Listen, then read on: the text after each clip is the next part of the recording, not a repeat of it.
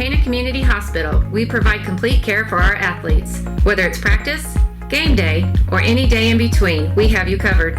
We offer complete care on and off the field, including sports enhancement training and sideline care and concussion testing. If an athlete is injured, we offer excellent emergency care and imaging. Orthopedic specialist Dr. Elvitar is available for evaluation and surgical correction if needed. Following injury, our physical therapy staff will get you back in the game faster than you might think. At Pana Community Hospital, we've got game. We'll get you back on the field and keep you there. Call it a shootout, a track meet, a barn burner. Call it what you will, but there are hardly words to describe Friday's showdown as 3-0 Pana hosted the 3-0 Cavaliers and perhaps the SEC's biggest match of the season. The Panther D looked to get things going quickly as Cody Klein pulls in a pick on Carlinville's third snap. It was nothing going for the Panthers though, and the Cavies would end up striking first as Kyle Dixon cuts this swing pass upfield for a score and an early 6-0 lead. Very next play, Pana's looking to answer, but they put the ball on the turf, and it's Dixon again. Johnny on the spot with the recovery. He almost returns it, but figures he'll just do it through the air a couple of plays later for his second TD of the night. Later in the first, the Panthers have more trouble hanging on to the rock, and the Cavies capitalize as Jared Easterday dives in from 1 yard out. Cavies take a big 20-0 lead with 59 seconds left in the first. Pana needs a response, needs to get some momentum back. Well, Jared Byers is the man for the job. He takes the check down pass, jukes a couple of defenders, breaks a tackle, and gets on his horse for a 68-yard score. Pana's on the board for 7 points. The score would be the start to the Pana air raid. Just 2 minutes later, Beeson does it again. Finds Ben Holdhouse, who climbs the ladder for this grab, and he's off to the races.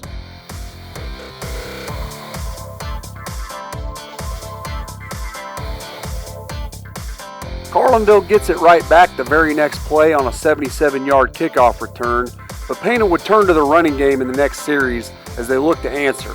On 4th and 2, Jack Clark takes the counter and literally bowls his way in with a defender anchored on his back.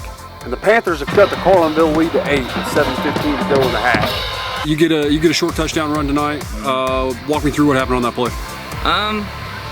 I came in after a couple runs with Harvey. It was like 4th and 3, I think, and I go in there. He was lead blocking for me. Get the ball and pop outside. Got good blocks. I got hit a couple times, but I pushed through it and I got in the end zone. It was back to the air on Pana's next possession as Cody Klein jets past the defender and strolls in for 6 after Beeson puts one right in his breadbasket. Klein, though, was getting it done on both sides of the ball. Here he breaks up a 4th and goal, which puts Beeson back on the field. He finds a streaking Byers for the second time, and that's good for 83 yards, 6 points, and the first Pana lead as we approach the 2-minute mark in the first half. What a half!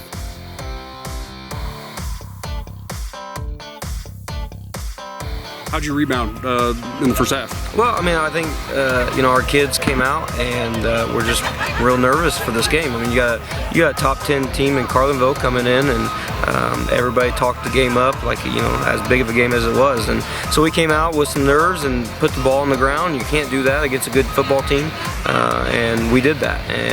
But then we turned it around with our offense. Again, if we don't put the ball on the ground, you saw our run game work, our pass game was working, and just hats off to Carlinville. They're a good football team with a lot of good athletes over there, and I think you'll see them do well the rest of the season.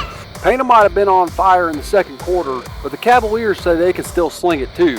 Joshua Hinsman pulls in this Easterday pass that goes for a 39-yard score with just 37 ticks left in the half. Carlinville back on top now, 34-33.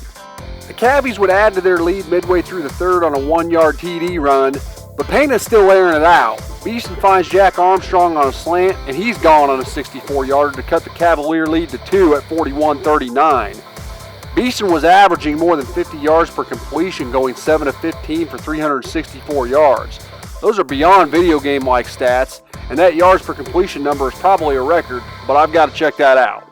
Carlinville's Jake Amble isn't nearly as impressed with those stats as I am. He takes this pass and blows up both Klein and Beeson as he plows over the goal line to give Carlinville a 48-39 lead with 10:21 left to play.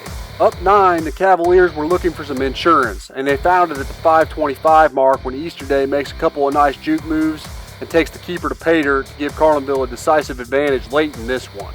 It was a scary, scary moment late in the game when Jacob Beeson looked to be injured, but I'm very happy to say that he appears to be okay, which the Beeson family confirmed via social media late on Friday night. Best news all day, without a doubt. When play did resume, it was Armstrong under center, but the lead was just too much to overcome, and Carlinville held on to win this one 55-39. You have two choices. One, we can feel sorry for ourselves, and then we can let this momentum roll into Staunton and have another terrible game in Staunton. Two, we can watch film, we can learn from this, and it can make us better than what we were.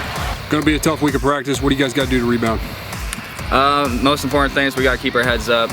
We got to, pick things up. Just because we lost, we can win out the rest of the season and still be conference champions. So